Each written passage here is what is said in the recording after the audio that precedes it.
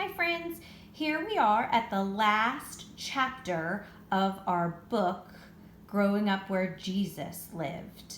This last chapter is significantly, meaning a lot, longer than the other chapters, so I broke it down into 3 parts for you. When mom, dad, grandma, babysitter, whoever's with you looks at your assignments, I broke this down into Wednesday, Thursday, and Friday. So you have 3 days to read chapter 10 and look it over. And on whenever you are ready, on the 3rd day, on the 2nd day, whenever you've read it enough and you feel comfortable, there will be a quiz and you can use your book to answer those questions over chapter 10.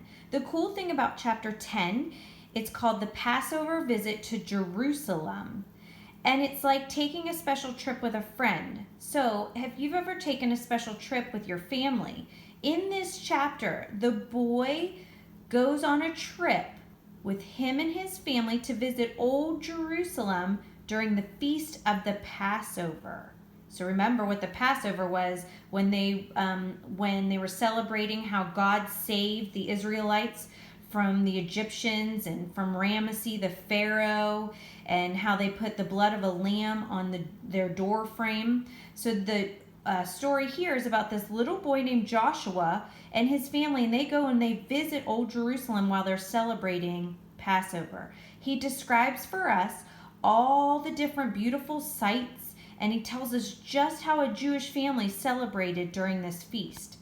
So you have, it's pages 89 and it goes all the way to page 107. So that's a lot of reading in one day. So that's why, can't turn my pages, they're so big. That's why Mrs. McCormick broke it down into 3 sections. So the first section is page 89 all the way to page 95. So if you want to read that today, 89 to 95, you can. Then tomorrow, you can read page 96